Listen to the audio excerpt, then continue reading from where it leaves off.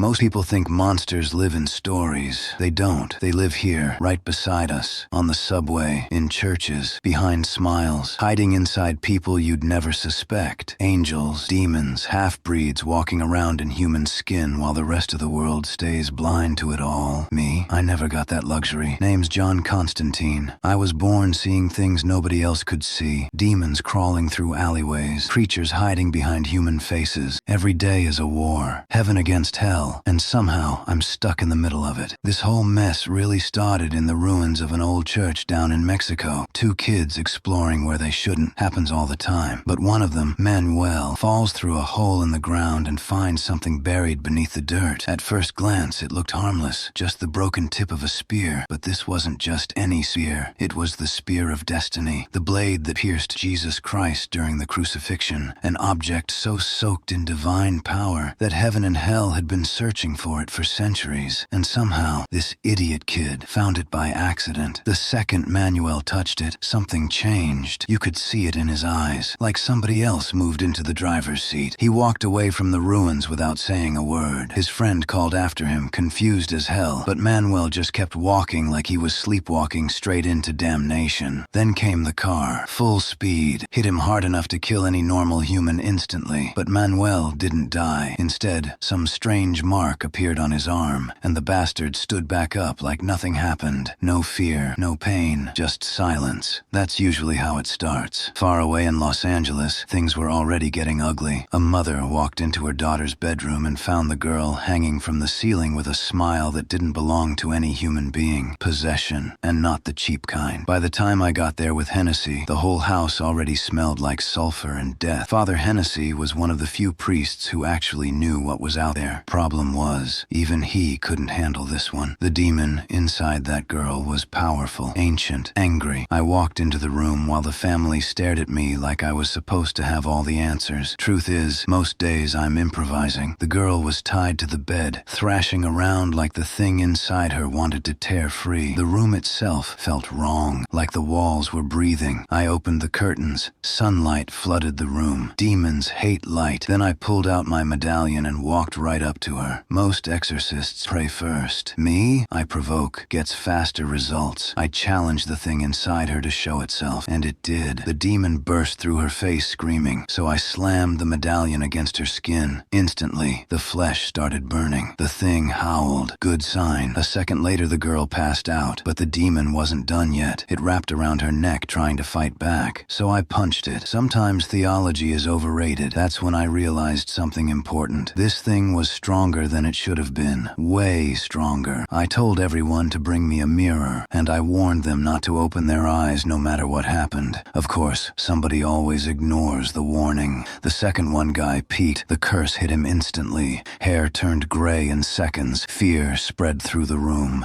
The distraction nearly got me killed. The demon lunged at me, but I managed to finish the ritual and trap the bastard inside the mirror. Problem was, it kept fighting. The glass started cracking, so I grabbed the mirror and threw it straight out the damn window. Landed on top of Chaz's taxi below and shattered into pieces. The demon got dragged screaming back to hell. Exorcism over. Another nightmare survived. Hennessy and I said our goodbyes after that, but before I left, I told him to remove his protective amulet for a few days. Without it, he'd become more sensitive to the supernatural. I needed him to investigate why a demon that powerful had crossed over in the first place. Didn't realize then I'd just signed his death warrant. Outside, Chaz was already yelling about his taxi roof. Chaz always complained. Guess that's why I liked him. Meanwhile, Detective Angela Dodson was dealing with her own hell. Cop, tough exterior, buried trauma underneath. She went to confession after a rough shooting, but guilt doesn't disappear just because a priest tells you to say a few prayers. That night she had a nightmare, only it wasn't a nightmare. It was a vision. She saw a woman who looked exactly like her walk to the top of a hospital and jump into the pool below. Turns out the woman was her twin sister, Isabel. At the same time, my lungs were trying to kill me. Years of cigarettes finally caught up. I coughed blood all over my sink and headed to the hospital the next morning. Terminal lung cancer. Not exactly shocking news. Hell's been waiting for me a long time anyway. Angela arrived at that same hospital and discovered Isabel's body. Everyone called it suicide. Angela didn't buy it. Smart woman. Demon. Back at my apartment, Beeman dropped off supplies I'd ordered. Holy water, dragon's breath, magical insects, the usual apocalypse starter kit. Beeman asked why I suddenly needed enough weapons to start a holy war. I told him the truth. A demon had tried to cross fully into the human world. That wasn't supposed to happen. The rules between heaven and hell existed for a reason. Something was changing, something bad. So I sent Beeman digging through old texts while I headed to church to talk to Gabriel, half angel, full pain in the ass. I wanted a miracle, wanted God to spare me from cancer. Gabriel laughed that idea straight out of heaven, said my selfishness made me unworthy. Funny thing about angels, they're usually worse than demons. Angela was there too, trying to get Isabel a proper burial, but the church refused her. Apparently suicide makes people nervous upstairs. Both of us walked away disappointed. That's when things started connecting. Hennessy found reports tied to Isabel's death. Angela checked hospital security footage and saw something impossible. Right before Isabel jumped, she looked directly into the camera. Then she said one word, Constantine. That's usually when people realize their lives are about to get worse, and mine definitely did. Walking home through the rain, I got attacked by a demon made entirely of insects. Ugly bastard. I stunned it with one of my sonic tools and ran for the street, but the creature kept coming. Then a speeding car slammed into it. Exploded bugs everywhere. Hell of a mess. After that, I paid a visit to Papa Midnight, neutral ground for angels and demons, a place where everyone pretends the apocalypse isn't coming. Midnight told me demons couldn't cross over because of the balance between heaven and hell. I told him the balance was already breaking. Then Balthazar showed up, slimy half-demon with a mouth that never shuts up. He mocked me, reminded me my soul was already damned. Honestly, he wasn't wrong. I wanted to kill him right there, but Midnight stopped me. No violence in his club. Rules are rules. Later that night, Angela showed up at my apartment asking for help. I refused. Didn't want another innocent person dragged into my war. But seconds after she left, shadow creatures crawled through my window and followed her into the street. That changed things. Streetlights started shutting off one by one. Wing beats echoed through the darkness. Demons surrounded her from every direction, so I used one of my relics, a piece of Moses's robe, lit it up, and suddenly the entire street exploded with holy light. Every hidden demon got exposed and burned instantly. Angela finally understood. This wasn't about ghosts. This was war. And the only way to find out what happened to Isabel was to go to hell itself. So I took Angela back to her apartment, asked for a bowl of water, her cat, and privacy. Yeah, I know how it sounds. Then time froze. Everything stopped. That's how crossing over works. Hell isn't fire and pitchforks. It's worse. It's earth stripped of hope, burned, broken, endless suffering. And somewhere inside all that misery, I found Isabel, reliving her suicide over and over again. That's hell for you. A loop of your worst moment forever. Then I saw the hospital tag falling beside her. Important clue. I grabbed it just as demons sensed me. Suddenly, every creature in hell came running. I barely escaped back to Earth alive, burned half to death. Angela saw the truth written all over my face. Isabel was trapped in hell, and things only kept getting worse. Hennessy investigated Isabel's corpse and discovered a strange symbol carved onto her arm. Then Balthazar got to him, made him hallucinate alcohol while he drowned to death. Cruel even by demon standards. Before he died, Hennessy left us one final clue. The symbol, a cross inside a circle. At the diner afterward, Angela finally learned the truth about me, about my suicide attempt as a kid, about why my soul was doomed. See, when you try to kill yourself and survive, hell takes it personally. So now I fight demons hoping maybe someday God will notice. Pathetic plan, I know. Then came Beeman's discovery. Book 17 of Corinthians, a book that doesn't exist in any normal Bible, only in the one from hell. And inside it was the truth. Mammon, son of Lucifer, planning to enter the human world using the spear of destiny and a psychic host. That host turned out to be Angela,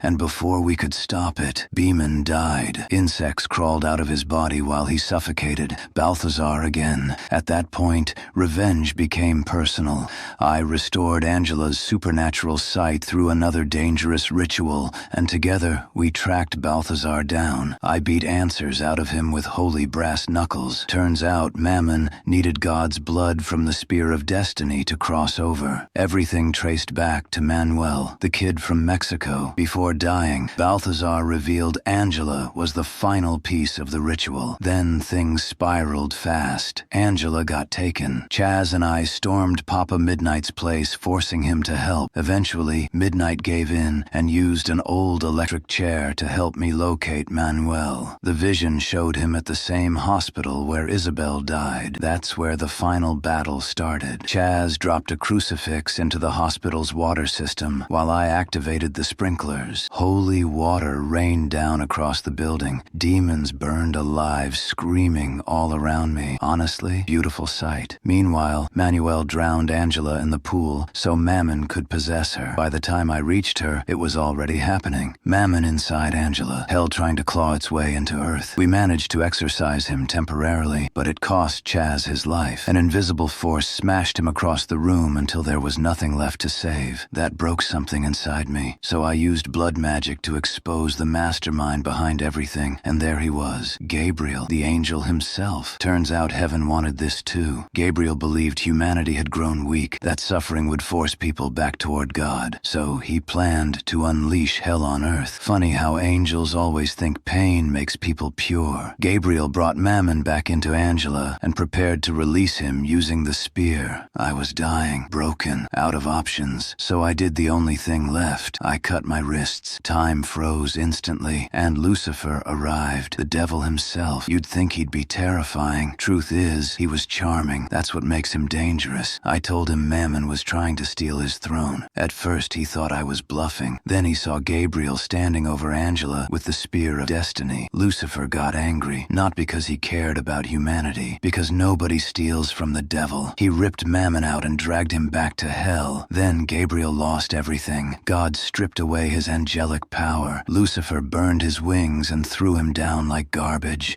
And finally, it was my turn. Lucifer came for my soul. I accepted it, asked him for one last favor, send Isabel to heaven. Surprisingly, he agreed. But right when he started dragging me down, something stopped him. Light appeared. Pure heavenly light. Paradise. That's when Lucifer realized what happened.